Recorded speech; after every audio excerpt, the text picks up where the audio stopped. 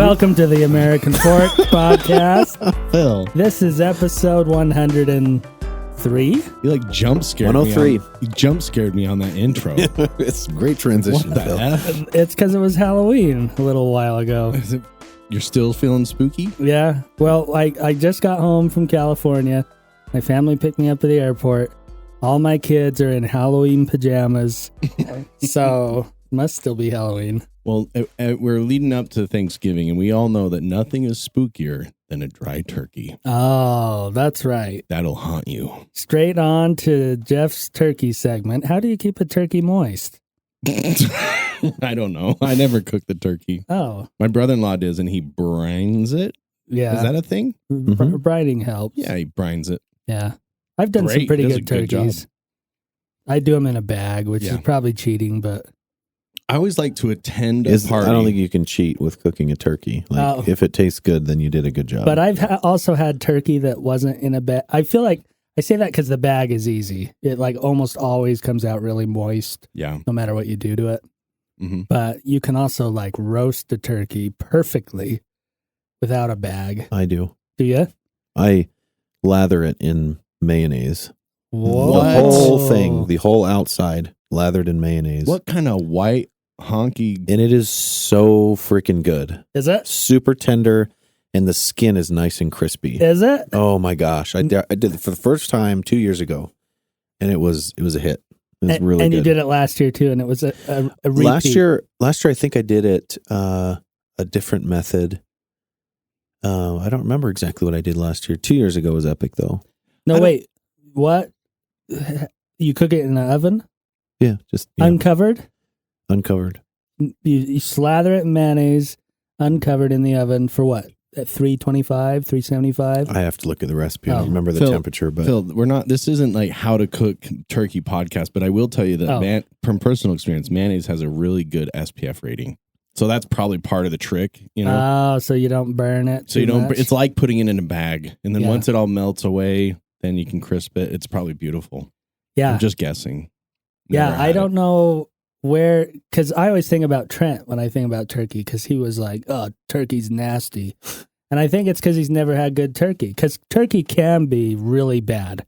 Like if it gets overcooked, it's done. oh yeah, That's you why can I said- totally completely screw up Thanksgiving by having a bad It is turkey. the scariest thing this time of year. Since now that Day de la Muertes is gone, which is pronounced flawlessly, and Can you just and do that Halloween- one more time? Della de Muertes, Tres Leches, Day de Dia los de Tres los Leches. Muertos? Dia Yep. de los Muertos. That's what I said. Uh-huh. So I now heard that it just like that. Now Okay. that those two holidays are gone, the scariest thing is dry turkey, and Yeah. it's disgusting. Yeah, I It's wish terrible. Trent would tell us about it. Trent! You know what? We'll get him in. Okay, he'll come back. No matter what we're talking about, the first thing we'll ask him is, why do you hate turkey so much? Yeah, let's Okay. find out. Anyway, on this podcast, we talk about things. We do and stuff. Also. Fixing America, bringing America, stroke, Did you just have a stroke? Biden, come back. bringing America together again, right here on American Fork. We grew up in American Fork, Utah, and per tradition, we like to see what's going on there. And guess what is going on in American Fork? Nothing. Nothing. The Sticky Shoe is turning Ooh. back into a theater. No way. Yeah, somebody bought it, and they're Wow. turning So it it's- into a movie theater again. It's the hub right now. Is that what it's called? The town hub or something? Oh, yeah, I don't know. They do like magic shows and like animal reptile display shows and Are stuff you like kidding? that. Yeah. Can They- a place survive I think they doing that? utilize. Well, apparently not because they're changing it. That place, it's just not a moneymaker. It hasn't been anyway. And I thought before it turned into Animal House or whatever, that they like spent a ton of money redoing the audio and video and all that stuff. So I was surprised when they changed, but apparently it's going back. So a couple bought it. It's like their retirement plan to run that theater. So, Well, good. and if people don't know what we're talking about, we called it Sticky Shoe growing up because that's exactly what it was. People would spill drinks. It would be just, it was a movie theater, but it was very poorly maintained. Yeah. Like You'd walk in if the theater was full ever. I don't know if it's ever happened to you guys. You'd be like, oh, there's an open spot right there. Yeah. You like shimmy your way in and you realize, oh, it's open because the seat's broken. Yeah. Like there's no seat there. or there is no seat. Yeah. Or anyway. It's a seat, but there's the chair part that you sit on isn't there. Yeah, exactly. And so like you're like, I can hover here or go back to the aisle. I'll just squat here while they're in the whole movie, or sit on 7 of those little riser thingies. Yeah. Yeah, and it's also like it's technically probably stadium, but like the back of the theater is only like 2 inches higher than the front, so it's not stadium. It's pretty much flat. It's like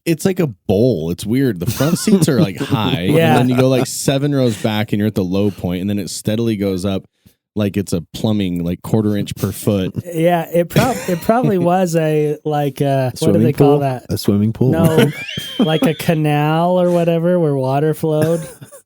Yeah, like an overflow. A levee. They just put chairs in it and a screen up front. Yeah. They're like, this concrete's already here. What movies did you see there? I remember. What movies? I saw Jurassic Park there after I saw it at the drive-in, which was over in like Orem, wasn't it? Where was the drive-in? I don't remember, actually. I think it was where the Provo Town Center is now. The mall? Maybe not. I remember seeing Hook there. Okay, that would have been cool. Yeah, Hook is like one of the all-time greats. I saw Count of Monte Cristo there. I don't know why I remembered that one very well. And then I saw Lord of the Rings there. Whoa. That's one I would not have watched there. Yeah, I shouldn't have. But that was the one that was packed. Yeah. That I was like, didn't know where to go. Yeah, that's crazy. Because I thought by that time they were already like the old theater that played like 2-year-old movies. But maybe they were playing real movies still. Anyway, it was fun. I love that theater because of the nostalgia. It's not a good theater, though. Yeah. I wonder if it will be now that it's going back to a movie theater. Yeah, hopefully they make it good. Whoever these, I could probably like tell you who the people were. I don't care. But 2 people. We don't care. Sounds good. Yeah, but good luck to them. We hope that Sticky Shoe stays true to its name, has the stickiest shoes. I recommend they get a diamond bit grinder and just grind that concrete until the stickiness comes off. Yeah. They're calling it the Maven Cinemas in American Fork. Or just acid wash it. Maven? Maven. That must be their last name or something. Haven. The Haven Theaters. The Haven Maven. Anyway, we start with some American Fork news. We move on to some Utah news because that's where we're shouting out onto these radio waves from, right? Yeah. Jeff just gave a great salute to our good old flag that is now obsolete. You hung that flag. It's the old Utah flag that's hung on the wall. Yeah. Because I will never forget. Yeah, the new one people aren't very happy about. I think it's dumb. Yeah, it's just like too bland, too simple. It is pretty modern, like basic. Someone learned how to use Photoshop. Yeah. Like, that's what it looks like. Or no. It was Clip really art. like AI. They're like, oh yeah, draw me a picture of a flag with as little pixels as possible. I have a feeling that AI would have done better. Picture of a flag. And with a mountain on it. Yeah. Give me the mountain. No, I mean, yeah, I like this flag. What was wrong with it? It's got an eagle, which is American. It's got beehive, which is Mormon. It's got industry, which is Mormon. Which is a word. And it's English. 1847, which was Mormons. When they came into the valley, right? And must then be. 1896 is when the state was statehood. Yeah, great flag. So it's just like Mormon. I have a general idea United as to States. why they changed it. Then. Why? Because it says Mormon all over it. Oh, that must be it. Yeah, I get it. Who cares? Anyway, Utah news. That's a good segue because we had the Mormonism and the United Statesism mixed in this flag, and now we're talking about a story where those two things are kind of clashing. Governor Cox is all up in arms and angry, furious, because the BLM, not the Black Lives Matter, Bureau of Land Management. Bureau of Land Management has closed some 300 miles worth of trails surrounding Moab. Why? And they're Why? actually places that we have gone and camped. So remember when we went and did our epic camp out? Mm-hmm. That spot that we camped in, maybe that first night or whatever, we can no longer drive to. That's up Gemini Bridges Trail. And they're closing it. Why? Because they're like, it's ridiculous. I don't want to like harp on BLM? No, what do you call them? Like environmentalist people. Oh, yeah. I don't think we should be dumping garbage. Blah blah blah. But there is a line. Yeah, they're like, because I also somehow got onto some other story where they were mad. So the BLM is also there's a wild herd of mustangs somewhere in Utah. I don't remember. There's like 100 of them, and they're going to reduce the herd by like 40 mustangs because these people complained that the mustangs came and like ruffled up the ground. Exactly. Like there was some like grass. Whoa. There's like grass and sagebrush, and it was like all trampled. I'm not even kidding. Wild, native, natural mustangs. You know what my theory on people that are extremists, I believe we should preserve our environment. We should take care of things. Don't litter. Like, let's do the things that are very obvious. But some people that go very extreme, it is my own personal opinion, they are extremely selfish people.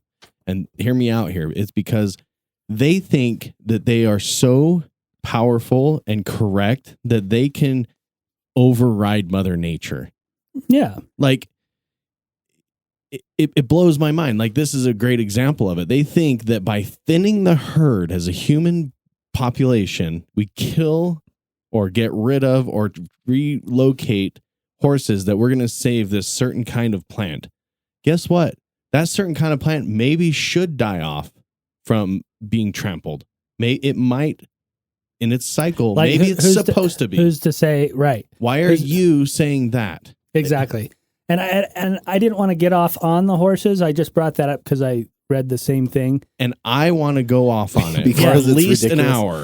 But they close these trails, and granted, these trails can be like I don't know if you've been out in a lot of the desert in Utah. The trails are like heavily used, so it's just powder right that you're driving through because it's been so pulverized. I don't know why they don't just come up with a solution for that. Like, hey, bring in a load of gravel every once in a while or whatever, so it doesn't like keep getting pulverized. Especially because a lot of this area, people will drive in on the trail, but a lot of the people going to the Moab area to off-road are doing it on rock. Right. Which isn't hurting anything unless they're complaining about like the bacteria on the rock getting squished by the rubber or something. Yeah. I don't know. I would have really liked to gone to this meeting because I read about this meeting happening because they had like an open forum where people could come complain and be a Karen. And I wish I'd have gone and have been a Karen and been like, don't do this, you idiots, type thing. Yeah. I'm going to call the police on you. Where's your manager? Anyway, the state of Utah and a group of off-roading activists have each filed separate appeals challenging a recent Bureau of Land Management travel plan that would close more than 300 miles of dirt trails and roads to motorized use near Moab, according to the Salt Lake Tribune. So, off-roading activists, those are people who are for off-roading. Yeah, so they're joining the state in suing the BLM. I don't know why people don't just say, that's nice that you made a new rule. But we're still going to do what we want. Yeah. Here's my other question. That would be the easiest way to do it. Here's my other question is, how does the BLM close things? Yeah, they just put up a sign. Yeah. Yeah, and they don't really police it. If it's in the middle of nowhere. In all my years of camping and recreating in which is a lot the Utah of years. desert. Yeah. I've never run into a BLM anyone. Ranger or anything like that. Anyone. I think my dad did fairly recently, but it's He ran into the BLM Ranger. The guy BLM who's guy. now retired. Yeah. Because I remember, and we talked about this on the podcast several years ago, where they did the Bears Ears thing, where like Obama did Bears Ears and then Trump reversed it and then Biden put it back. But when you really dug into it, it never mattered whether. No one cared. Well, I mean, like locally, it didn't affect anything. On paper, like they said, they would say, "Oh, we're designating it this," but on paper, nothing changed. Like it was the same policies for camping and everything before and after. What might have changed is like some mineral rights, mining and stuff way out there in the middle of nowhere. I don't know, but for the average person, it didn't matter. Yeah. But the Gemini Bridges and Labyrinth Canyon area, again, is a place we've all been. It's a place I've been quite a bit. I was actually planning on going there this spring.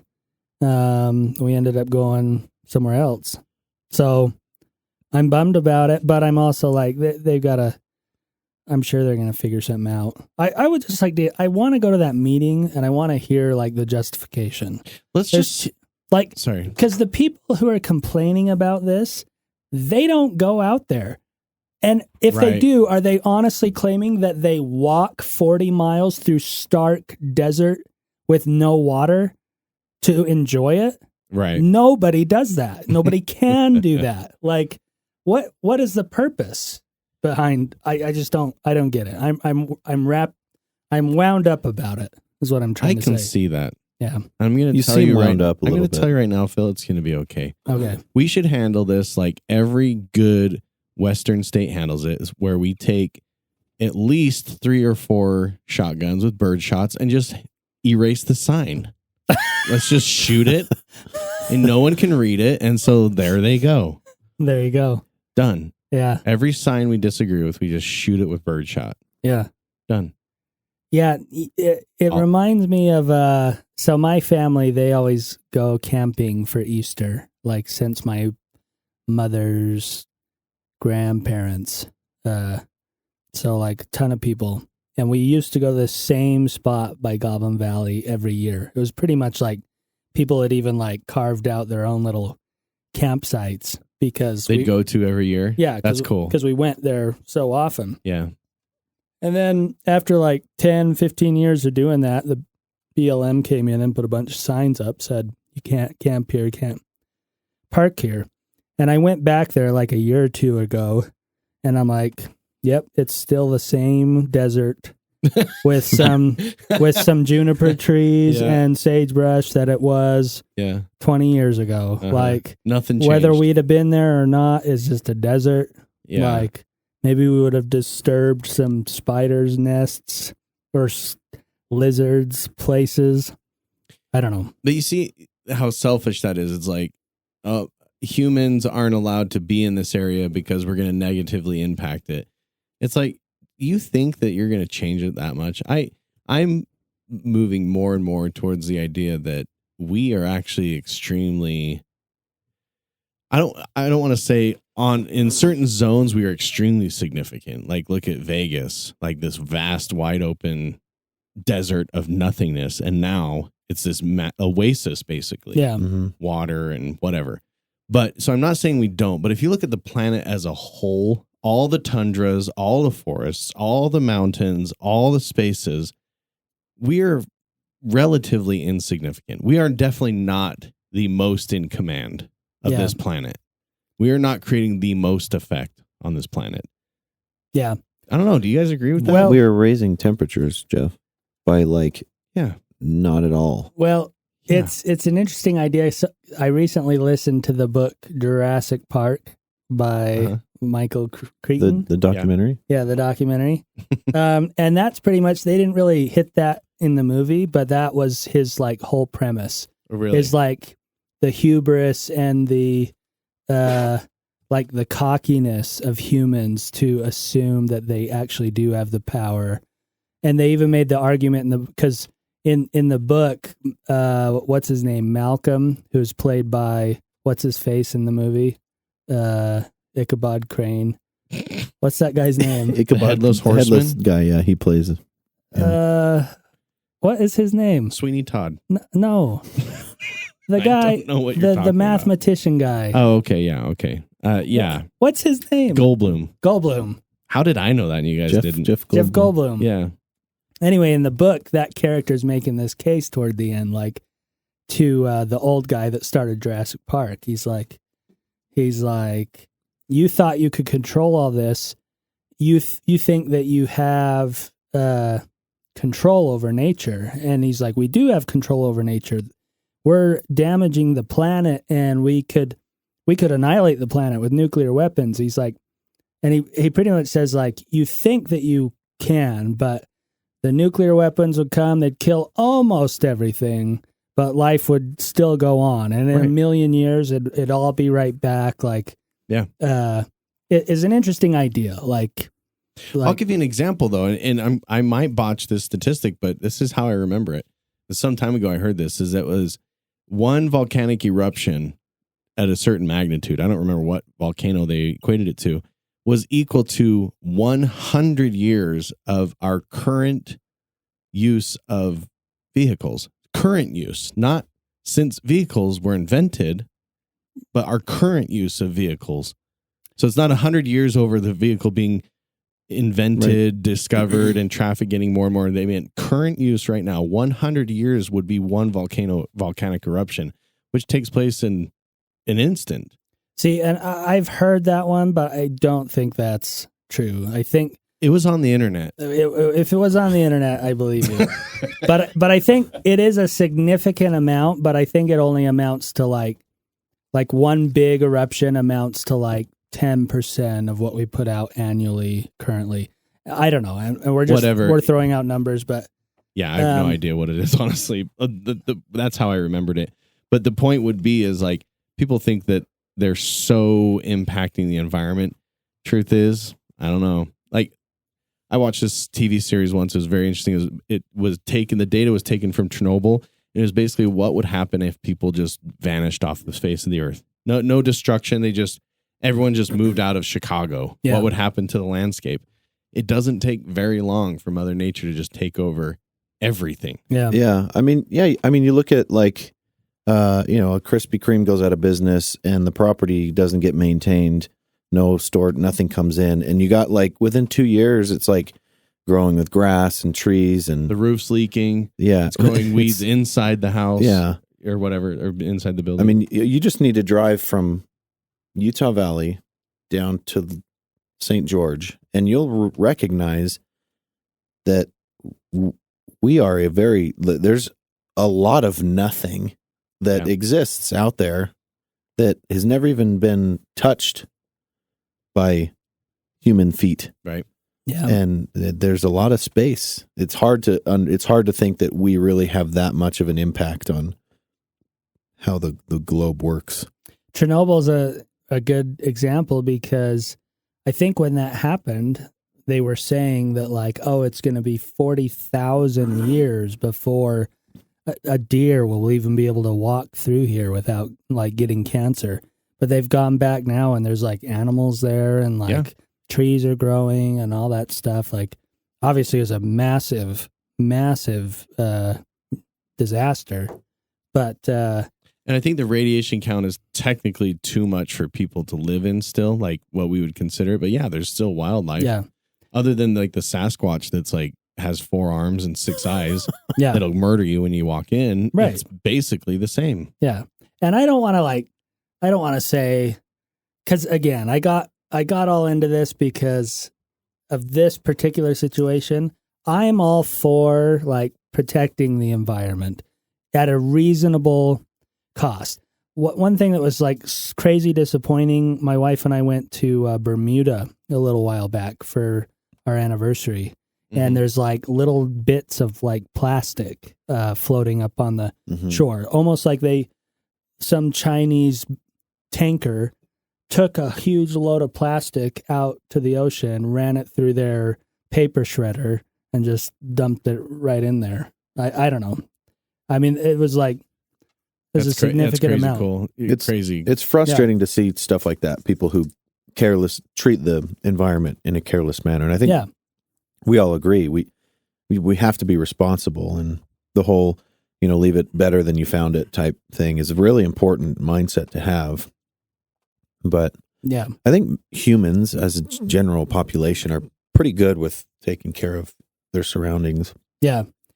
Well, and really when it comes back to this Utah thing, I think we've done enough. Like Arches National Park and Canyonlands are massive segments of stark desert that they've already protected. And 99% of the land in those parks is closed anyway to travel, foot travel or vehicle or anything. It's just like perfect, serene. Nobody will ever see it. Like that's where you hide the dead body because nobody can go there ever. Like there's no reason in my mind to keep expanding that. We've saved enough. If we cover every other inch of this state in garbage pits, we still have enough desert protected, right? In my opinion. Right. So to say like, oh, there's all these roads back here that are given overused. Now, if I haven't been out there in a minute, and if it's getting nuts, like if there's garbage everywhere and they just can't stay on top of it, okay. Yeah. But if it's just like people are driving over sagebrush and killing it, it's like, okay, well, we just saved a wildfire from happening. Wouldn't it be funny if in 5 years, because of the overgrowth of this grass, like it killed off like critical species of snake or something like that? Yeah. I'm sure stuff like that happens that we can't account for. Like when we try and save it's like with the light bulb thing where we're like, we're not going to do incandescent. We're going to force everyone to do LED. And then they found out that now we're using more power because people just like their habits. I don't have to turn the light off as much because it doesn't cost as much. It's just an LED. Yeah. So now we actually use more energy. So sometimes there's actually an unforeseen solar power is a great example. Yeah. You look at those solar farms out by Las Vegas and talk about impacting the environment. That's a giant, like 5-mile wide dome as hot as the sun where no birds can fly, no rats can live. Yeah. Like it's eviscerated all life. It's the Death Star on a small scale. Didn't they shut that down? Oh no, they're fired up. Is it still there? Yeah. They're glowing. I'd heard that there was or wind blades. The wind turbine blades, they'd throw them away and they'd be like, what do we do with these? They just bury them. Well, now, they're doing stuff with them, trying to figure out. But yeah, no one thinks about that. And they're like, oh, look at all the power it generated. Yeah, now we got thousands of 40-foot blades. Yeah. Yeah, I think for the most part, a lot of the industries are coming around to the fact that, quote unquote, renewable energy is not what we need right now. Yeah. And it's not as economic or environmentally friendly as we hoped it would have been. Right. Yeah. It's impractical.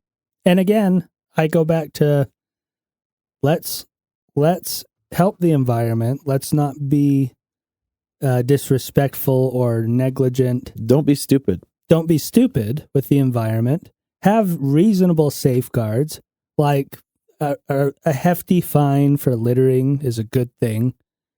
But protecting the desert from wheels, I just having such a hard time understanding, especially because virtually everywhere you go, like we just went and watched the eclipse clear out by way past Delta, way out in the West Desert, in the middle of nowhere. Even when you're out there that far, there's roads out there, but in between each road is like tens of thousands of acres of unpaved wilderness untouched. That nobody drives on, nobody goes to. It's just like there's so much land out there. We don't need to like keep protecting more land. I've already spit on that. So why don't you tell us how you feel about protecting land? Do you think we should? I think we should protect it a little bit and just lay off the Gemini bridges, BLM. Did I make myself clear? I heard you. I think you did. Yep. We understand. You say it again, I'm going to take a nap. Thanks. On to nationwide news. Ooh. Donald Trump is in court on like 3 different cases. You probably haven't heard anything about it because Israel has gone to war with the Gaza Strip. Hamas. Which you guys had a good episode about that last time with Matt. Yeah. We talked about it, yeah. What a crazy thing.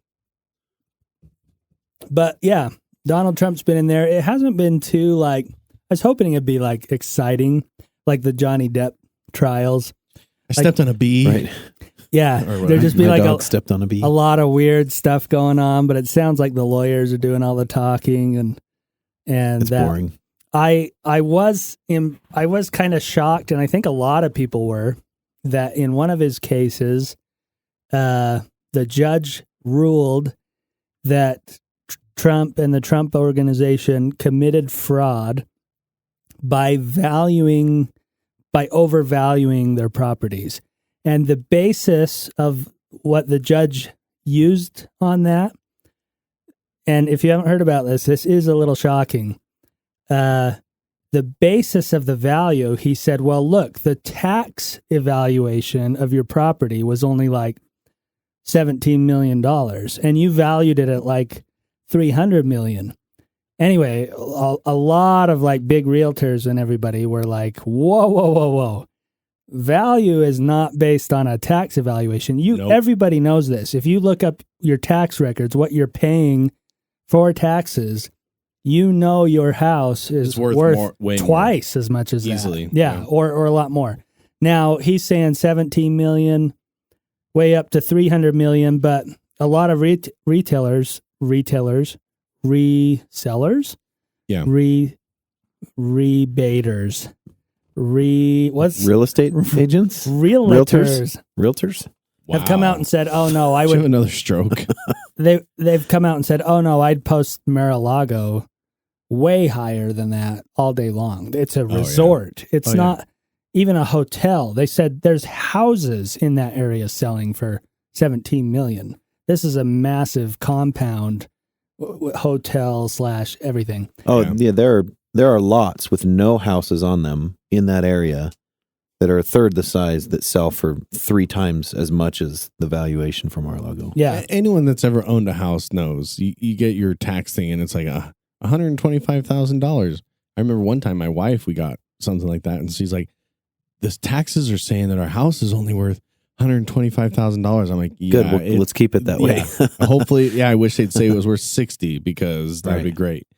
That's not how you value a property. Is how much on taxes. Not at all. It's a wild concept in general, and that's what kind of, if Donald Trump committed a crime, he should be prosecuted for it. No question, in my opinion.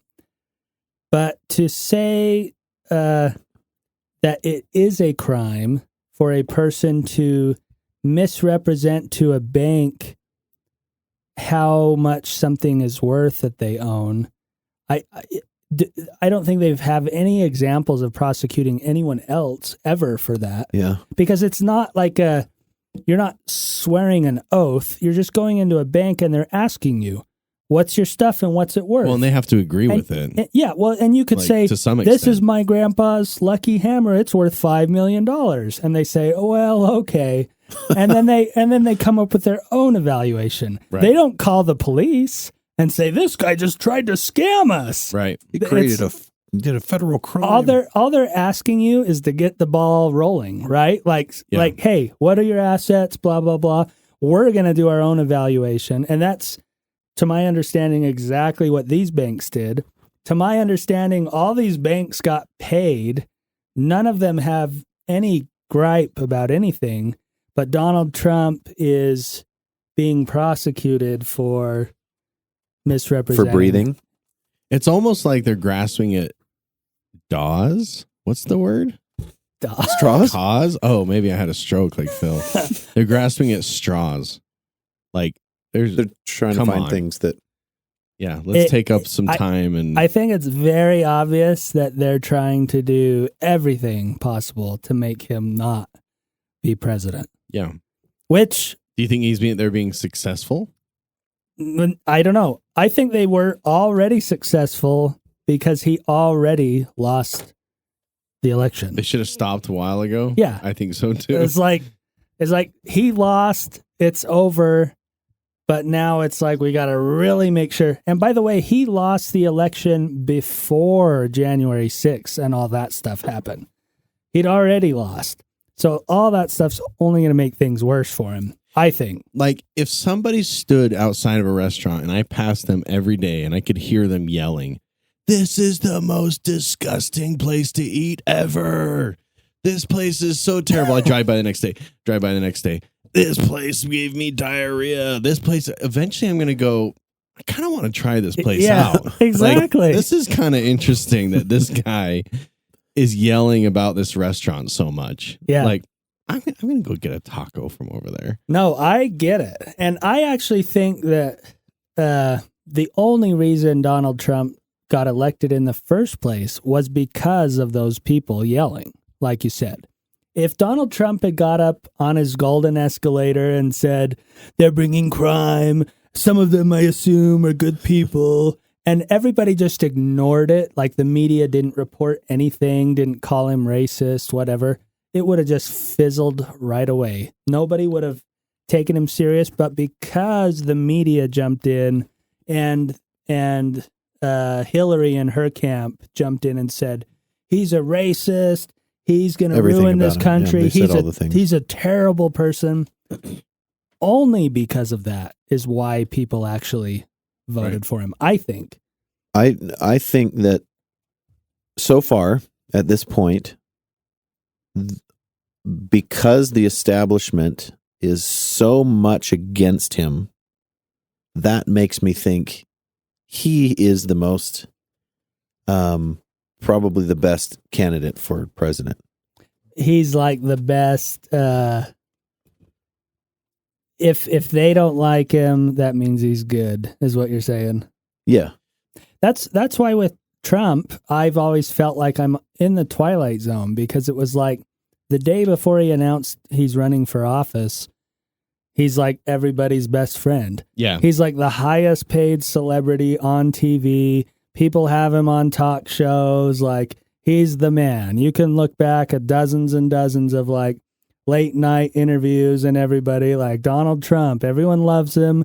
He's got books out. He's the most successful man in America. He was an American sweetheart. People loved Donald Trump. It's kind of like And Elon Musk right now. Like, That's everyone what I was just kind of gonna say. likes him. He's Elon not a Musk. perfect guy, but everyone likes he's him. a genius. He's the next Einstein. He's inventing. He's just, or the next Howard Hughes, probably. Like, and then like, oh, he's not super left. So now he's just like, his cars are the worst. In fact, when we have a convention for like automakers who are saving the planet, we're going to cut Tesla out of it. Like that kind of stuff. That's just like, doesn't make sense on any level other than political bias. Like, it's crazy. But same thing with Tim Ballard right now.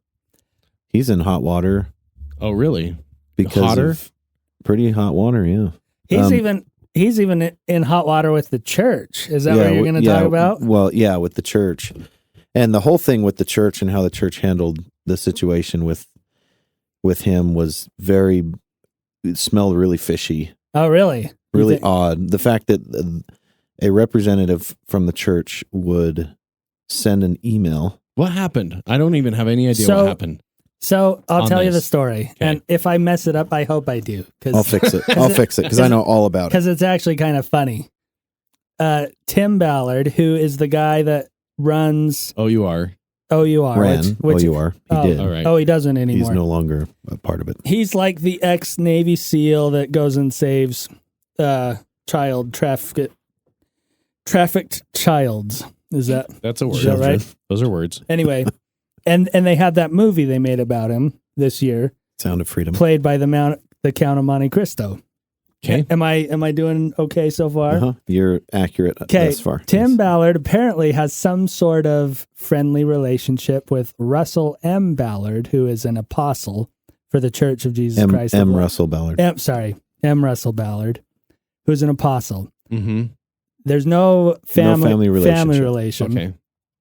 But apparently, M. Russell Ballard, not in a direct statement, but via some person at the church, came out and said, in a nutshell, that Tim Ballard allegedly basically said the church supported us early on or something when we were getting going, which apparently wasn't true according to the church. Like, he pretty much did the same thing that like some of these investigations are accusing him of, which is like maybe taking credit for things or misrepresenting things, maybe to get donations. Using an apostle's name to forward the cause of OUR, essentially. Yeah. Okay. Anyway, they released a statement, which Jake's right. This never happens. Like, very rare. At least in my lifetime, I don't remember the church releasing a statement on a specific individual and saying like, you're bad. But that's essentially the church has never publicly condemned one of its own members in this way. Yeah. No. But they did. They came out and said they pretty much came out and said they're not friends anymore because of whatever he said. So, my assumption is, see, I looked at it a little bit different. I was before thinking that this guy runs this thing and he's getting flack because he's a Mormon, and if he lied a little bit to help some kids, I don't care. Maybe it's more of a serial thing where he's actually lying about a lot of things. Mm-hmm. That's kind of what this made me think, because I only say that it could be some weird conspiracy thing with the church, but I think more likely he said something about the church and they came out and said, whoa, that's not okay that you said that, for whatever reason, either because it's totally not true, or like you said, maybe they don't like people using the church to further like a specific cause, or I don't know. Right. Okay. But anyway, that's the story. That's what's going on. And according to somebody who lives in Tim Ballard's stake, confirmed on John DeLynne's Mormon Stories podcast, that he's no longer listed as head of household in his ward. Oh, that's messed up that people know that and are releasing stuff like that. So I don't know if he's been excommunicated or not, but it's just really weird, the timing, so back to like Elon Musk and Donald Trump, it's like, as soon as we have somebody who is very, Tim Ballard he's on the right. He's supported Donald Trump and things like that. He's about to announce he's going to run for Senate, and then all of this stuff comes out. He's got lawsuits against him, and I don't know. It sounds like some of these lawsuits may be pretty legitimate. If so, then he's got some splaining to do. You got some splaining to do. Yeah, it for me anyway, because I was like, I don't care what he does as long as he's saving kids.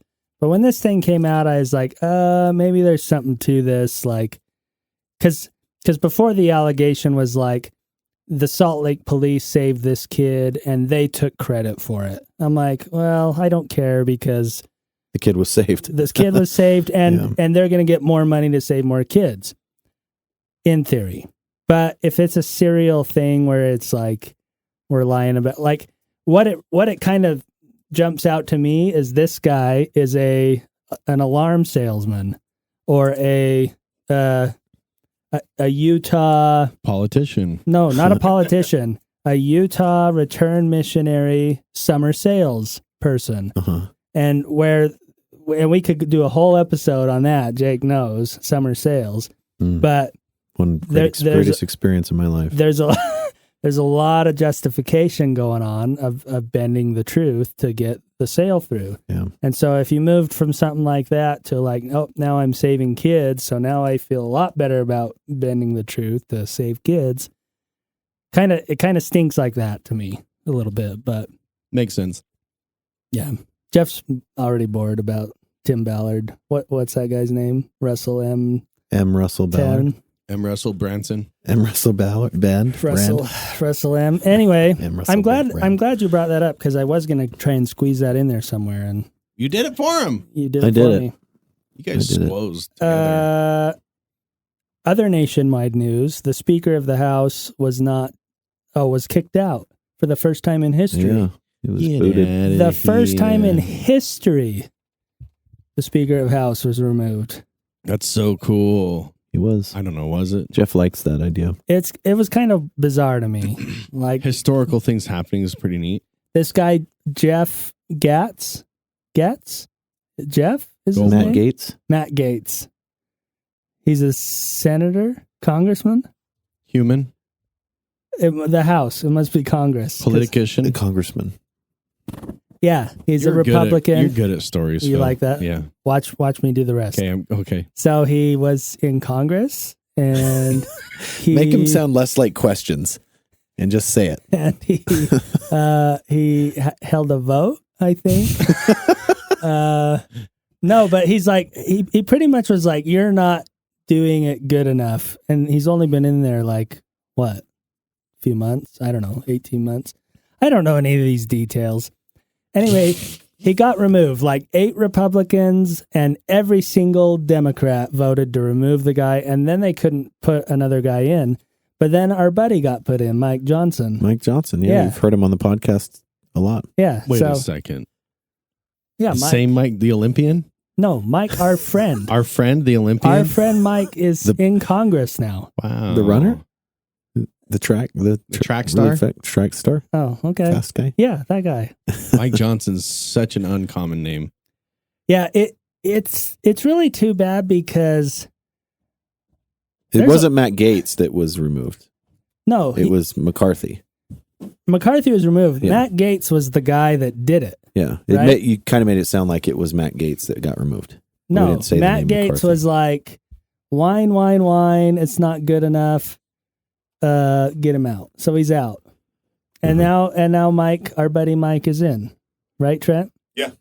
Hey, Trent, Welcome back, by the way. Thank you. Trent how was the phone call? arrives. It was a great phone call, actually. And in this corner, Anyway, we're T-Hawk. talking about how there was no Speaker of the House, and now there is. That's the national news. Does anybody care about the speaker? Well, No, and look at how terrible, how the world almost ended, right? When we didn't have a speaker. well, I was going to bring that up Oh, no, because it didn't. now does seem to be a good time for us to be like legislating. There's a lot going on in the world, not to be like removing the speaker and figuring out a new one. And And the speaker does what for the world? I think they bang that gavel and they say, What's her name? everybody, Hear ye. Hear ye. everybody argue now. And without that guy, we can't argue. And if we can't argue, we can't make all those bills.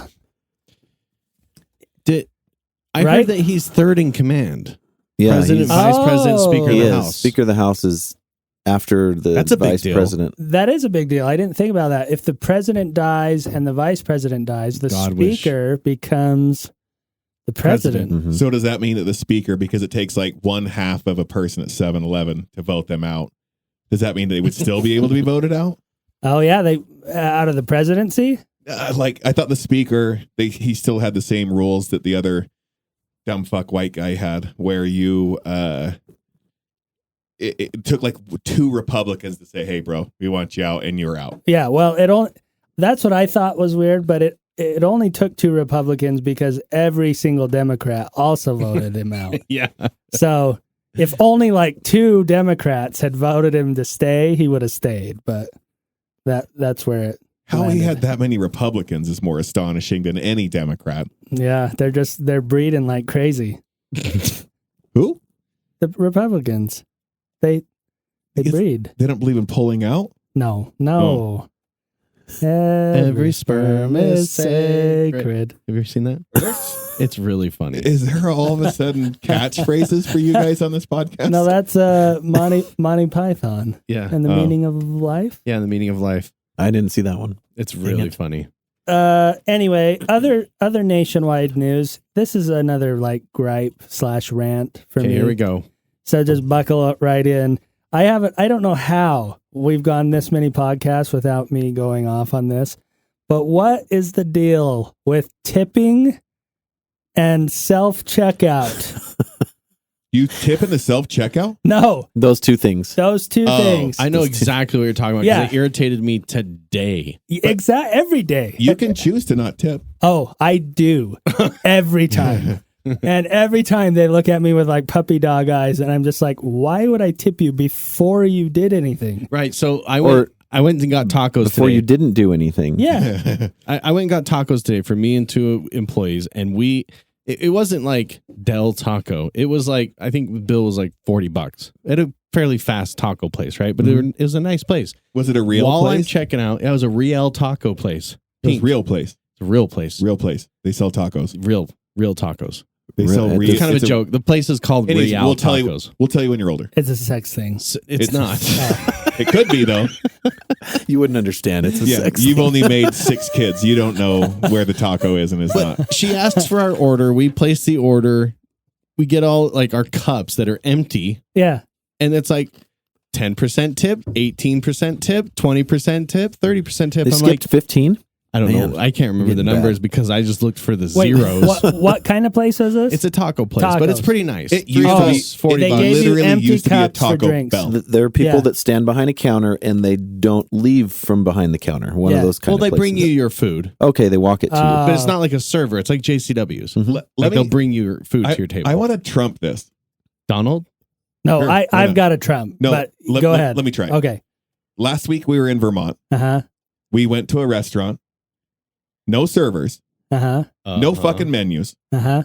It had the QR code. Oh, yeah. I hate that. you on the you table. could only order from the QR code. Uh-huh. You had to get your own water. Yeah. You had to get all your own silverware. Uh-huh. You couldn't check out with a 0% tip. Oh, they Wow. forced you to tip. That's a good Trump. That's a The good Trump. minimum was 10%. Wow. To check out, you couldn't even order That's Yeah. weird. unless you did a 10% tip. Okay. I got one That's better. messed. Where was this? What kind of food was it? If you don't say tithing when you say you have one better, then you're fucking stupid. That's your only Trump. Okay. Where was this? This was in Vermont, in Stowe, Vermont. Okay. Stowe, Vermont. What's the name of the place? It is called. We're gonna It was shut a them down. crepe place. Oh, Don't go to the crepe place in Stowe, Vermont. It was called okay. Flat Pancakes, I think. That's basically crepes. I mean, pancakes are relatively flat as well. It was Was it crepes. Was the food good? They served a cheeseburger and crepes. Okay. Oh wow. Here's my Trump in 2 words. Frozen Church yogurt. tithing. Frozen. Oh, like Froyo? Any of those places. Yeah. You go in, you pick up the Self-serve. cup, you do everything. You go stick it on the scale, it pops up the thing. A guy walks out from the back and goes, "Oop, that'll be $19.49." Yeah. And then it asks for a tip. Yeah. You did all the work. You did everything. You know what I didn't do?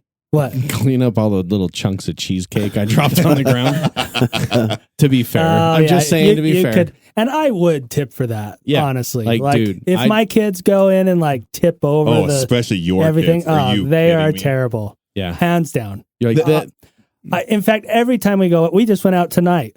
Here's $30 I leave on the table. You're like, I'm so sorry. When you guys go to like Home Depot or wherever, I don't go to Walmart, but like Harmon's, and you're checking out, I give 2 scans. If it doesn't scan in 2 scans, It it's goes mine. in the bag.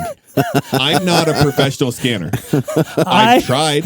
I am 100% on board. 2 scans. I've done it, and Oh my gosh. I don't care. Unapologetic. Yep. There's a comedian Tuesday. that I am not the employee here. Yeah. I am should've- not. Sorry. Yep. You know what? Next time I go through self checkout, I'm gonna have the guy come over and have them give me a tip. I'm gonna be like, here, this is my Venmo. Well, how much you sending me? Right. No, but I refuse to use them. If there's a huge, I always wait in the like contractor line at Home Depot, even if I just have like one thing, Right. because it's usually not that long a wait. If it's a massive line, I will go over to a self checkout and stare at an employee until they come over and check me out. Or hit the Like- help button Yeah. on the screen. I'll be like, I can't do it. I've never been trained. And they're like, I'll help you. And they just do it for you. You're dressed like a road cone, though. They know that Yeah. you've been in a Home Depot. They're like, we see you every day. They do know you by first name there. So This is your 6th time today. Yeah. But yeah, it drives me insane. It drove me even more insane during COVID because it's like we're taking away cups in like Maverick because pressing a cup against a thing to get soda is somehow spreading disease when everyone's using the same handle to open the door. But at this same time, we're introducing self-checkout things that everyone touches the same thing everywhere Right. in America. Here's my question. If you're going to introduce self-checkout, you need to do a really good job at it. When was the last time you guys went to the library? Like the county library or city library? When was the last time you went? Literally last week. do they still I have have children. libraries? It's been Yeah. a while, but my wife takes So my listen kids. to this. You can get 20 books and you set it down, all the books on this little thing, Yeah, and it knows reads all the books. of them. Yeah. It just goes, brrr, you're done. Oh, yeah. Why can't they just have that? You push your cart under something, it goes, You know You're- the it's this much self-checkout I money. can get behind, which I haven't seen for a while, was the one where someone works there and scans your stuff. They do it themselves. no, I mean, I'm sorry. like if Sorry. if Trails were to have one, I'd probably Oh, wow. participate. But no, the one where you have the wand on your cart. Oh yeah. So as you put it into your cart, Right. your scan, because that's efficient as hell. Right. You scan it You from the save me shelf. some time. I'm willing to participate in your bullshit. Walmart does that. But you scan it on your phone on the app. But The you got to go to Walmart app. Walmart. I'm not going to Walmart. Yeah, that's probably the Just main saying, problem. It exists. No. It's a thing. Last time I went to Walmart, you're fucking 40th, and I'm upset about it. You're still bitter I'm. about that. It was the first time in about 8 years, and You looked good though. I walking around Walmart felt fucking good. Oh, I'm sure you felt I normal. Felt real You good. probably looked No, normal. if there. you ever feel bad about yourself, go to Walmart. Oh, yeah. Go to Walmart. Instant booster. Oh, have you seen those booger lickers? I'm surprised they can self anything, let alone self checkout. I just don't get, like, there seems to be this mentality. They introduce these self-checkout machines, and people, instead of thinking, why would I do your work for you, think, oh, yeah, I can do it faster than this person that does it 8 hours a day. The unfortunate part is that's true. Well, I beg to differ. In some cases, it is. But I go to Smith's in Provo usually to pick up groceries on my way home. I know the checkers to go to because bam, bam, bam, bam, bam, bam, bam. Oh, yeah. Bagged. Everything's done. There are pros out there, and it is a profession. It's a worthy profession to have. It's great for teenagers to have a first job or whatever. I just don't see any purpose. I don't understand the mentality of people like, oh yeah, somehow I'm getting ahead. I'm getting it done That's faster not what it is. by doing People it myself. don't want to even interact with checkers. That's Maybe how that's dumb it. people are now, where they're like, Oh, yeah. I will do it myself to not have to say, I'm having a good day. How are you? Yeah. Oh, That's it. I'm going home to have a barbecue or whatever. Right. Lie about everything else. How's your day? It's great. Yeah. My parents died. I ran over my puppy this morning. It's not going awesome. It's going great. That's what Yeah. the flowers are for. Yeah. But thanks for asking. Exactly. No, So- maybe that is it. I didn't think about that. Maybe it's just like a social anxiety thing. People are dumb. So I shop at Winco. That's like my main grocery store. Yeah. They do not have baggers. And so they have 2 conveyor belts. So they'll check you out and put your stuff on one conveyor belt. You go down and bag it, or anyone shopping with you goes down there and bags it. Yeah. But the thing is, they flat out have signs on there that say, we keep our prices low by reducing our employees. And if you bag, we save money. Yeah. So they Is put it in actually self-checkout. Yeah, it is. Oh. But I actually just like their stuff. Their produce kind of sucks. I don't try not to get stuff there. But anyway. But what was I saying to say? Oh, they introduced a self-checkout thing, but they said, I was talking to a store manager, they said that it's an employee-owned place. That's also why I support it, because I like places like that.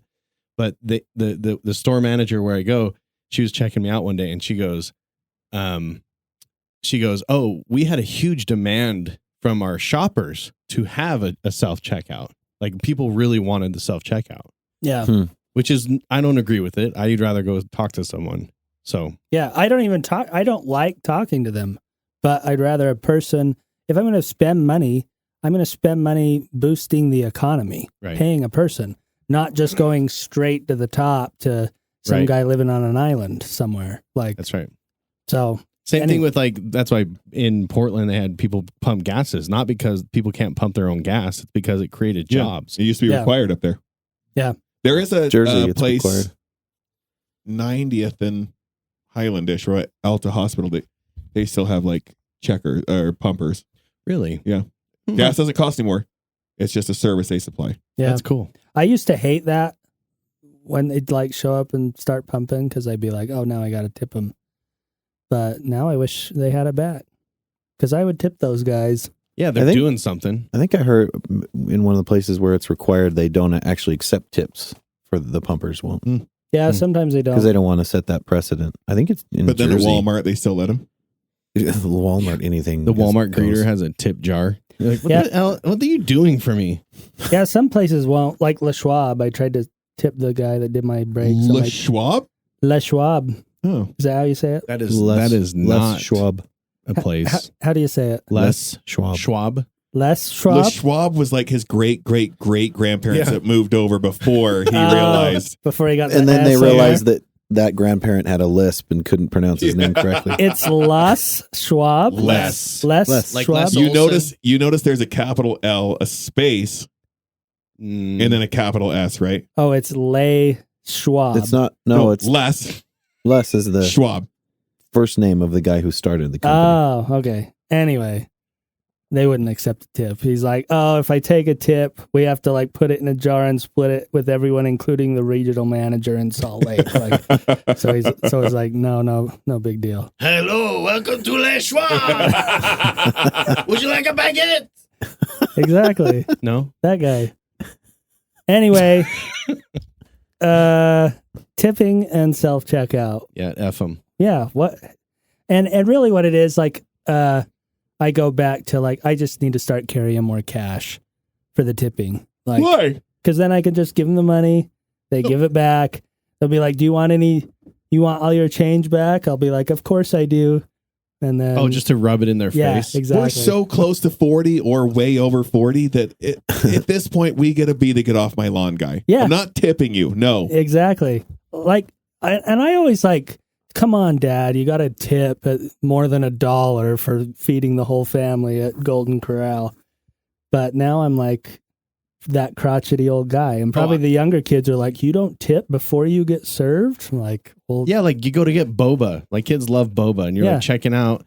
You're doing their little iPad thing, and then you're like, tip, and like none. You guys have not impressed me like yet. all it is saying, do you want to pay us more money for this service? Do you got? feel that $6 per drink is insufficient? Yeah, like No, Should I we, think it's actually should we highway be charging robbery. even more? Right. I just think they should show the percentage of profit that last month was, and Yeah. I can decide the owner probably can fucking afford this. Yeah, Like this is probably a scenario firing Bolter. yeah.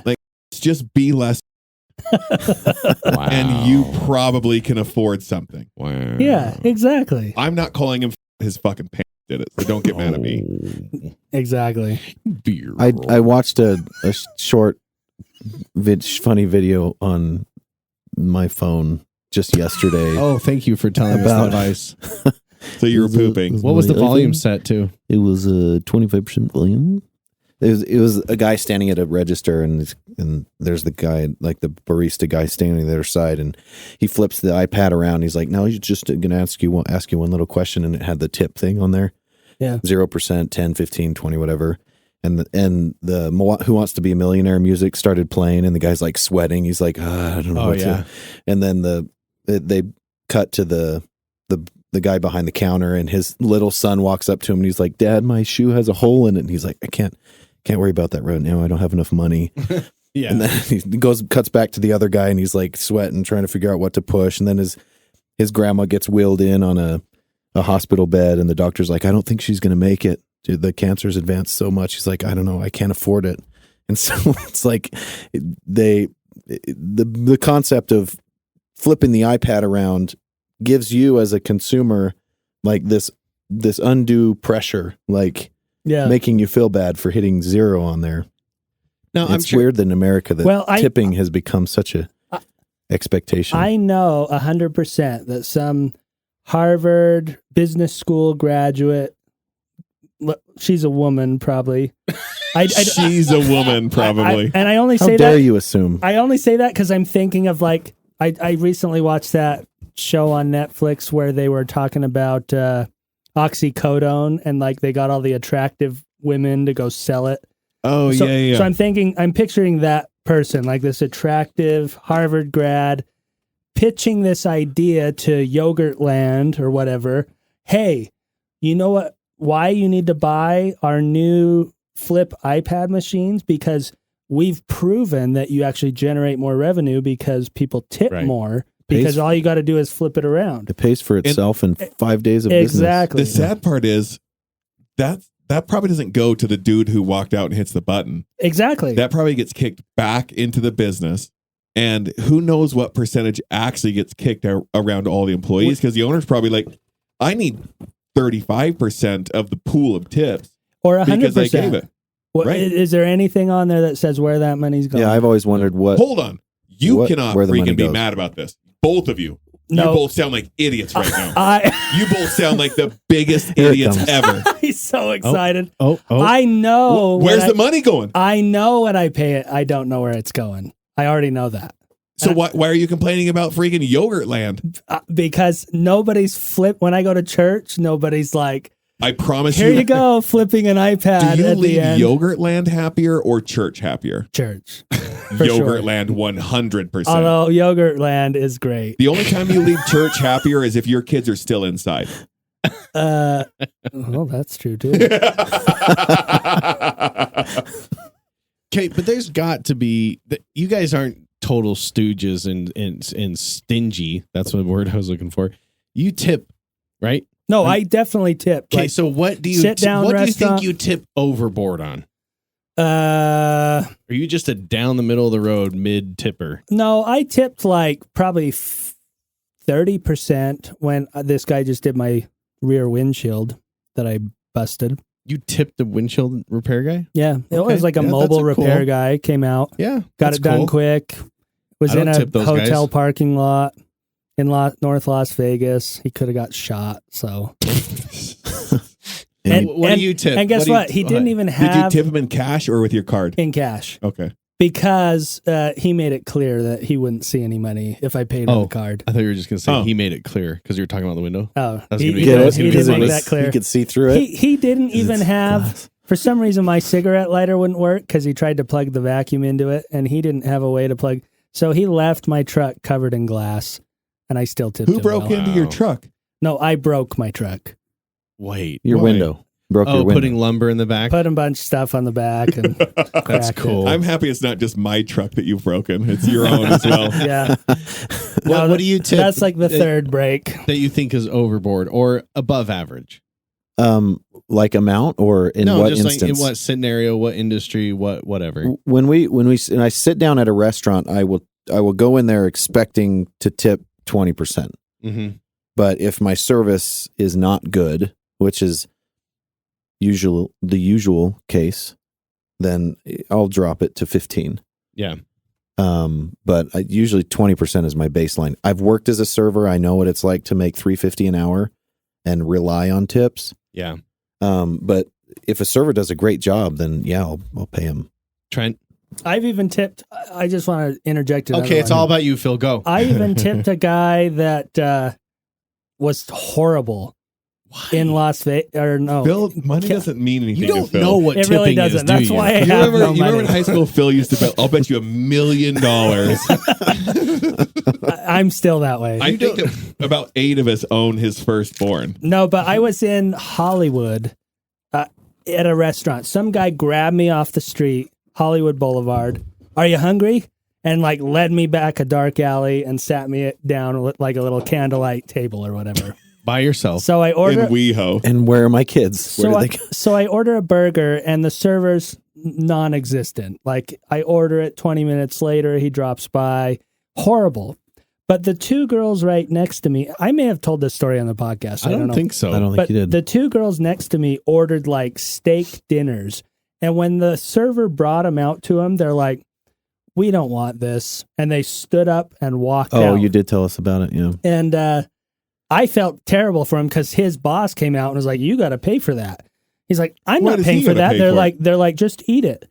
And they're The like, boss said they're- it to the server. yeah, they're like, you put the order in. And he's like, I don't want it. I'm not paying for that. No. I'm vegan. I felt bad. And I almost, to my own shame, I was like, I could probably eat most of that. I'm just gonna say, just give Cancel that my over burger. here. I'll get it. No, I would've already done it. I'd already finally eaten at that point. But anyway, I was going to say I'll pay for it, but he was so terrible. He still didn't come for like another 15 minutes. So I finally got up and like went to the front and paid through someone else, but I still left him 20%. right. So But he still lost money that night. oh yeah, he lost a lot of money. I think this is an awesome idea. I'll bet you those steaks were just like plastic play food, and they staged the whole thing to try and get So money out I of would you. get a tip. Yeah. And These girls And they do worked it there. over and over. and they every don't even night. have to work. They like just go play video games in the back. Like, Yeah. They yeah, just bring you a crappy burger they grabbed from like Burger King yeah, and just put it on a plate for you. yeah. No, it was a Yeah. decent burger. Sorry, Oh. Trent. Go ahead.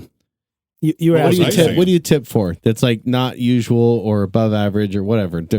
Yeah. I don't know. Like to Jake's point, like at a restaurant, I start at 20. Right. You can work your way up and you can work your way down. Yeah. That's up to you. If you just give average service, it's 20. See, I think I'm a little different. When I will decide a tip and then I'll figure out what the percentage is. Is that weird? Like Huh? what I mean is like, so like if I'm sitting somewhere for an hour and a half, like a big long sit down hangout dinner, I think this person deserves $30. Like, I don't know. Like there's a number that comes to my mind first. And then if I get the bill, that might be 20%. It might be 30%. I don't know, 40%. I don't know. But I just think to myself, like, okay, we're here for like 20 minutes. There's 7 of us at the table. It's kind of a lot of work. Carry the 9. This person needs at least $15. I'll certainly pay more if I sit for an hour and a half and I'm not Right. continually ordering drinks and food. But if I'm sitting there and I'm waiting to order more drinks and food, Oh yeah, that's a problem. then no. Yeah. I paid a lot, sometimes 100% when I would like take my kids out when Yeah, they were but dude, smaller because they When you would get just the like, $3.99 meal at Denny's, like you kind of have to tip 100%. well, Sorry. even at like we'd go to Golden Corral with my family, and that's like $70. So I'd leave like a $70 tip. It was a $70 mess that my kids. No. They lost $70. Yeah. There's a $240 mess. They were terrible. It's more like here's a $10 tip. The other $60 is to replace the flooring around And our the glass, table. the Yeah. glass plates we broke. Yeah, the flowers my children ripped out. Exactly. Anyway, Somehow the ceiling tile is missing. Yeah. There's also a leak in the bathroom because I took my first shit in 4 days. anyway, world news. Oh, great. Apple. That was the good transition. Yeah. I had more. but go ahead. You had more on the No, tipping? No, more things your kids destroyed. Oh, at yeah. Golden Corral. Everything. Apple has changed the lightning cable to USB-C. Wow. And you know why? Because Europe. United Europe. Kingdom requires it. Yeah, Europe Oh, all of Europe. put them through a ringer. I actually don't quite get it. I get the idea of like not having so many different cables, but they just made it so everybody's lightning cable they already had that they could have used on their next phone is now garbage. So they just created like a ton of instant garbage, right? That's one way to look at it, yeah. Yeah. But at the same time, in the future, we won't have all these different cables. We'll just have one. I don't think that's the Yeah, case. why every time you bought a phone in the past, we should have Trevin on for this, but it came with a new charger Yeah. every time. Yeah. Why is today different? What's the difference? Well, just all those extra because I have like, I don't know, 60 charger cables at least. Yeah, you definitely use significantly more than just one. And the one they give you is 3 feet long, which is like good for sitting on your desk, and that's it. That's short, right, guys? Right? Right? 3 feet short, right, guys? Ladies? Ladies? It is short. And let me tell you why it's short. So I was recently setting up a computer for It's a cold. client. It's shrinkage. So I was recently Shrink? setting up a computer for a client. Apple's top of the line Mac Pro. It's like a rack mount, like a server. It's the fastest, top of the linest thing you can get from Apple. I get their fancy, It's like $20,000. get their fancy display that's like $6,000. And the cable that Apple will sell you to go between that thing and the other is 3 feet long. Are you serious? They do not have a longer Thunderbolt cable. Isn't that bizarre? What? That's lame for that, especially spending that much money. Yeah. It's not like, oh, that's what came in the box. Apple does not sell a cable longer than 3 feet. A Thunderbolt 3 or higher cable. Do you think that has to do with them like lowering their carbon footprint? I don't know. Some people have said that it's like, because those cables also include power, like to power your laptop. Oh, and it can't be over a certain distance? Yeah, but third-party companies make them. They make them hundreds of feet long that are like fiber optic. Right. I still don't understand why Apple doesn't have one. They sure are hitting that carbon footprint thing really hard the Yeah. last couple phones. I just got this Apple Watch, and it shows up, and it's like 0 carbon footprint. I'm like, you didn't need 50 layers You literally delivered of it to my 0 house. carbon footprint. You could have done this in like a Costco clamshell. Or Plastic just thing. like a sandwich baggie. That's what they should send it. You in. could have 'cause delivered it's it to me in a plastic. cocaine That bag, and sounds I would have good. been just as happy. Yeah, a little cocaine bag. Yeah. That's why they don't give you the plug for your phone anymore. No, When I you buy a new phone, it's just a 3-foot cable. I agree. Like the box this computer came in had to weigh like 15 pounds. It's like so many layers of like neatly folded cardboard and everything. It was wild. Anyway, People are too worried about it's everything with life, but the perception right now of 0 carbon footprint versus, well, you maybe you could have gone to less than 0 because you still got a shit ton of stuff in here. yeah. I don't know. I have a hard time. Like Google always says, like celebrating 35 years of carbon neutrality. It's like, yeah, right. Also Like- celebrating 12 years of business. You're Yeah. like, that math doesn't math. Yeah. I don't get it. Also in world news, we're headed toward World War III, I guess. Thank God. Apparently. Okay, I'm just I was thinking about this week. Remember on our episode 100, we did predictions, Oh, yeah. and Jake was so bold as to like, Oh, there's a going to be a terrorist major attack. terrorist attack and blah, blah, blah. What? I didn't even think about that. I thought about that this week. It only I'm like, took like 2 weeks. What was you a hold off terrorist a little attack? further? I was thinking it was going to be later. I think Jeff is saying No, that it was, I the think he Hamas said, attack was a he said terrorist it was attack. a terrorist attack or a major world event, which I would say the Middle East under war is another major world But event. I thought the implication was a terrorist attack against the United States, is what you were No, saying. I don't think I said that. The Oh. Middle East under war is like predicting San Diego is going to have 70-degree temperature. Yeah. It's going to when? fucking What happen month are you talking every about? day. What month? Every day. Oh. Every day. Tomorrow? Probably. The next day. Well, you heard it here first. Trent's predicting Yeah. 70 70 degrees in San Diego. the Diego. It is nice in San Diego. Same. We should all go there. Anyways, what about the Middle East? Okay, Okay. World War IV. And you guys talked about it quite a bit last week. And Oh, yeah. and Matt suggested this book called The Lemon Tree, which I've been trying to listen to. It is pretty hard to follow. But just because there's so much from like 1940 to 1949, there are like 70 events that like kind of shaped how the Israel-Palestine thing is like kind of shooken out. And it's like, okay, so Shaken. just, Shooked. and I think you said on the last podcast, like, why don't some people just move? Like, and you even mentioned like, Mormons just moved. Like people ran them out of town. They just moved to a new place. All was well. They didn't need to go to war. right. I don't Like know. Wyoming is wide open. Yeah. Let's just bring Just for all records. of Palestine Mhm. to Wyoming. How many times have the Jews been forced to move, though? a lot. Well, no, I'm not saying the Jews move. In this situation, I think the Palestine argument. the Jew isn't that like a Jewish thing? No, Do I not know? the Jews and Palestine are the Israeli. Not Israelis. Yeah, Gaza Palestine. Strip. Palestinians on the Gaza Strip. They're the ones. I shouldn't say they're the ones. Amongst them were this Hamas terrorist group that went into Israel and like slaughtered all these babies and all that stuff. Israel has been there and kind of been in charge. The Palestinians are saying, well, Israel took this by force and we don't like it. And I'm kind of leaning toward, yeah, that sucks, but quit going to war, just move somewhere and get on with your life. I'm talking about Palestine.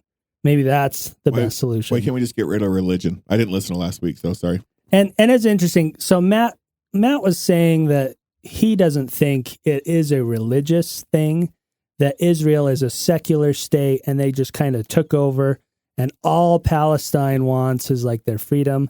Human rights. I don't know if I agree with that. I think it is religiously motivated. If not religiously, then racially, because it is more about like, we're Palestinians, we want more Palestinians in charge, and Israel's like, we're Israelis and Jews, we want more Jews and Israelis in charge type thing. I don't know. Yeah, everyone, the whole Free Palestine movement thing, it's about the occupation of Israel, and it's about the land. But I think this is their holy war. Like the Muslim good guy in their second coming is the Jewish bad guy. And so it's like an eternal war that they've always had going on. It's, I think, more racially and religiously motivated than property. Yeah, and it, as far as property goes, it could just be about that. Palestine wants the property. Israel's got it, or has control of it, apparently. Is it, though? I don't think that when they went into Israel, it didn't appear as though they were trying to go and take over land. Israel? No, the Hamas. When Hamas came in, and They weren't on a mission to take over land and occupy. They were on a mission to kill as many people as they could. Yeah. Well, and again, I'm basing kind of my knowledge off of what Matt said last episode, but he was saying that they're only doing that because they feel oppressed, like nobody's listening to them. Like, yes, it's a terrible thing to go kill women and children, but they've been like, nobody in the world stage is listening. That's why they're doing this. I have deliberately not watched the news because there's nothing we can do to fix this. There's nothing we can do to alter it. So you can either ruin your day by watching it. it's probably a good move to not watch the news. I've actually started to phase out news as well. I'm so sick and tired of stuff. I watch news via South Park. Is that okay though? Like, Yeah, you'll hear about it on Simpsons and South Park. Yeah. How is your life better for knowing what's going on in the Middle And East? if you watch the Literally. news every day, 24 hours a day, what are you going to do different about it? well, How are we going to alter it? hopefully, I think there's a happy medium. I think we should be somewhat informed about what's going on. Why? What's going on 'Cause in we're- Norway? Because we're going to be, You know? because we vote, and based on our vote, our country affects We've seen how that turns out. the world, right? Like, Sure. Not based on our vote. so Israel's fighting Palestine. We could vote for a guy that's like, yeah, let's send a bunch of weapons over to Israel, or we could vote for a guy that says, let's stay out of this and let them cook it up. Well, one of the first Just things, as an example, one of the first things Mike Johnson said, our buddy Mike Johnson, our buddy the Mike congressman. Johnson, the new Speaker of the House, said is yeah. U.S. needs to get involved in Israel, which I think is hugely irresponsible for a Speaker of the House to say. Get involved how? Like get involved by throwing stuff over there or get Start involved printing like, playing We need to cards. do what we can to support Israel in this war. Which means weapons, which means like, Sure, we've got thousands of troops already there. We've already sent military feet on the ground in Israel. Undoubtedly, we've probably and he spent says, a what lot of about money. Ukraine? I don't know what he said about Ukraine. that's my gripe is September 11th happens. We go invade Iraq for no reason. And then it becomes like, oh, George Bush and the Republicans did this for no reason, largely to sell a bunch of weapons. We go through this 20-year war. Finally, everyone's like, we're tired of war. We're getting out of war. Donald Trump says we're getting out of war. Joe Biden says we're getting out of war. We're tired of war. They pull out of there. And then months later, it's like, oh, a new reason to justify sending more weapons somewhere, like to keep that machine. Wow, it's almost like someone's making lots of money off of this. Right. Weird. And that's, to me, I don't know. I feel like we just need to steer it back to let's stay out of it unless it's straight up Holocaust, like which. So you would stay out of Ukraine. You wouldn't contribute anything. I don't think I would. I think I'd let them get ran over. Do what they're going to do. I think they're going to get Ukraine. I think they're going to get run over anyway. All we're doing is sending Russia weapons. Aside from just full on the road. America attacking Russia, there's no way Ukraine could win ever. No, or Europe actually doing something. Like, this is no different than World War II, where it's like either we can help you guys fight and hopefully we don't have to step in, or we can not step in and we're going to let Hitler kill millions of Jews. Yeah, and we didn't even know he was killing Jews. Like until we got over there, right? Yeah. Or until Russia got in far. Soldiers that went into the concentration camps were shocked. Till Brad Pitt got there. Yeah. Right. When Brad Pitt got there, he reported back. He's got to be at least that old. You've seen that movie, right? That is one of the greatest movies ever. Which one? I don't know that was so much of a documentary. I just watched that for like the 17th time. It is awesome. I just watched it. I just barely watched it. Yeah. Blew my mind for the 17th time. I think that our involvement in Ukraine is a lot more irresponsible than our involvement in Israel, though. But I still think we should be reluctant about it. The fact that Hamas has attacked U.S. bases around the world that's a serious thing. Well, and so here's the argument, too. Israel and Palestine are going at it, but Israel's saying, hey, we're totally cool with talking. All you got to do is quit saying death to all Israelis and Israel. And America. And you're going to wipe Israel off the map. And America. And quit shooting rockets at us, which they're doing constantly. And they shoot thousands of rockets a year at Israel. Yeah. That does sound pretty reasonable. Now, the Palestinian argument is, well, give us our land. That's why we're doing this, because we're so oppressed. Our people are hungry and starving because you've blockaded everything around us. That's why we're getting money from Iran and Russia and North Korea so we can shoot these rockets at you instead of just feeding people, which we're complaining about. And how much of this would be resolved without religion? If there was no religion there. Yeah. Well, let me ask you this. Would the great Joseph Stalin, the atheist, not have slaughtered 8 million people if he was a little more religious? Yes. What answer do you want? No. How many religious wars and fights? I'll take an 8 million loss and gain back any other religious fight, and let's see who's ahead. Fair enough. Here's a shift in my universe lately. America is, from the documentary America, what is that one? American Pie? Team America, that documentary. Yeah, from the makers of South Park documentaries. They portrayed America as the world police, right? Yeah. That is called basically the truth. The world police. Yeah. That is what we're dealing with. Meanwhile, San Francisco is like a freaking fentanyl capital of the world, the Northwest. I can't remember what city is it? San Francisco Northwest. Well, the Northwest part of U.S. Yeah, Portland is right. Well, not San Francisco. Well, San Francisco and up. Yeah, I consider that terrible. whole area. Seattle's Portland, terrible. Seattle, San Francisco. That I know they're not right next to each other, but that section of the world is like a third world country. Yet we're so worried about what's happening in Ukraine. Why don't we figure some things out here? And I'm not even saying let's get them hotels and get them off drugs or whatever. But I don't know. It seems like America has some serious problems. There's no money in that. Well, We do have problems. that's right. I do get, because the argument is we're sending weapons to Ukraine because that actually makes us safer. Like, Does it? and in theory, there's a way that could be true, because if Russia's invasion of Ukraine is a precursor to taking over Europe and then invading America, yes, that could be. But I think that's so unlikely. I think for the last 70 years, we've been like, this is NATO, stay out of NATO, stay on your side of the line. You come into NATO, we'll get you. Now they went like way past they're way over the line. They went into Ukraine and we're like, oh, now we've changed the line. Now Ukraine's not okay. It's like, well, nobody ever said that, ever. In fact, just a little bit ago, we were saying how corrupt Ukraine was and blah, blah, blah. And now it's like we got to go help them out. Yeah. I don't know. I think we need to stop being the world police. Yeah.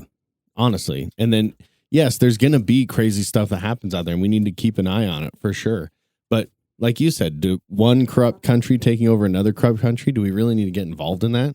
Yeah. I mean, maybe not. Maybe. I think you're right. But I think even if everything was great in America, I think we kind of need to say, why can't we just stay neutral in more stuff?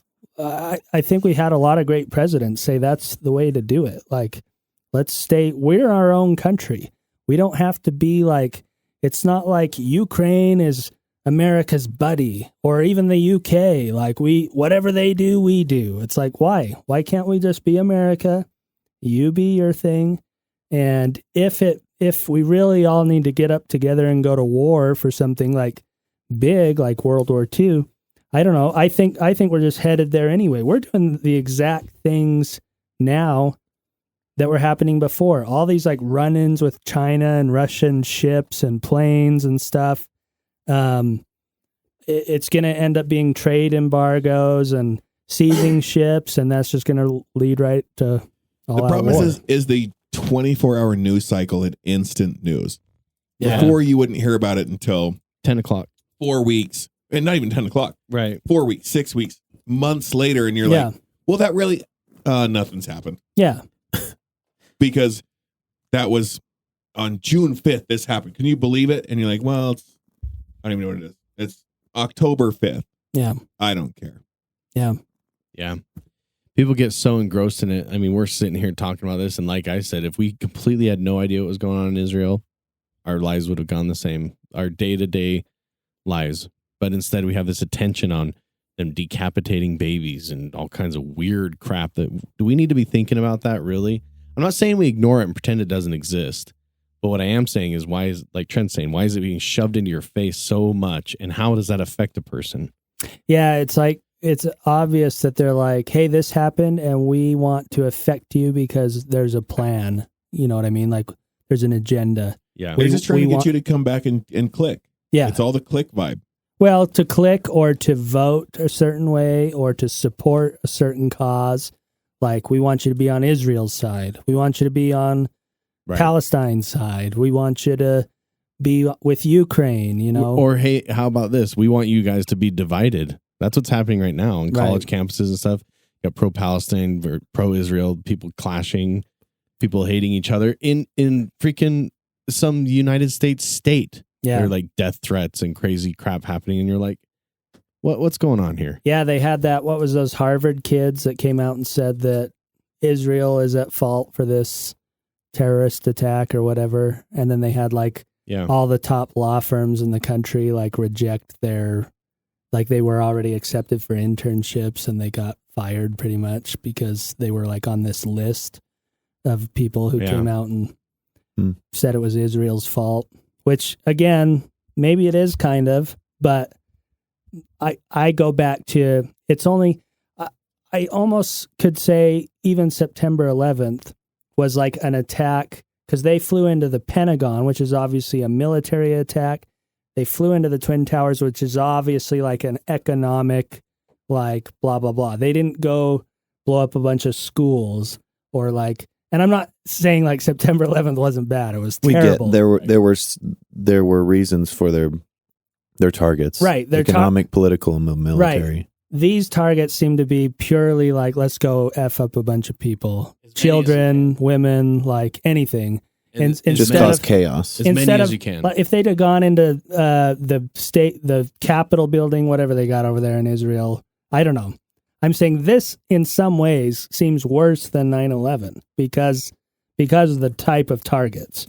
But obviously 9/11 was way bigger and more people died. And I'm not So saying you're saying that this is an inside job? Yeah. Yeah, okay. I got you. I'm saying that it's probably us. It's probably the Watertide agency. What's that? The Bilderbergers? Watertide? The Illuminati? The water birth document of 1924. It's the Marinara law. Maritime law. The marinara Marinara time. law. So Marinara law. I think we should focus on in the United States getting rid of the little tip button on the iPad at every store that you go to. Yes. Anyway, we've tried to fix America today, so pay us money on patreon.com/AmericanForked. You can tip us 18%, 20% of or your income. 40%, but 40%. but it's actually a minimum of 10%. For $100 a month, Phil will drive to your house and treat you just like he does his wife. He'll ignore you. He'll leave you for Uh-huh. months and weeks at a time. Yes. And spend most weekend nights at my house. and spend all your money. We offered this a long time ago, but this is for real. And if you send us an email and you sign up for Patreon, we'll come sweep your front porch, right? Oh. You just have to send us your address. Jeff will come. We're come going I'll only sweep- to Jake's I'll mom's sweep your house. front porch. If they send us an email, I will. Or if it's in the winter, we'll shovel your driveway. One time. Just saying. Only 2 strips so that your tires can get up Yeah. to your driveway. I'm about to become 'Cause your you don't only need to do the rest Patreon of your- people. I want my sidewalk. Oh, just once though. And it's just the porch, Trent. Don't get it greedy. It's just once, but then you have to pay it off over years of payments. Like $100,000. Yeah. Yeah, email me your address and I'll come sweep your front porch. I love You're it. at my address. You don't donate and you haven't emailed. Oh, that's a good point. See, this is what I'm saying. Good night. Good night. Bye.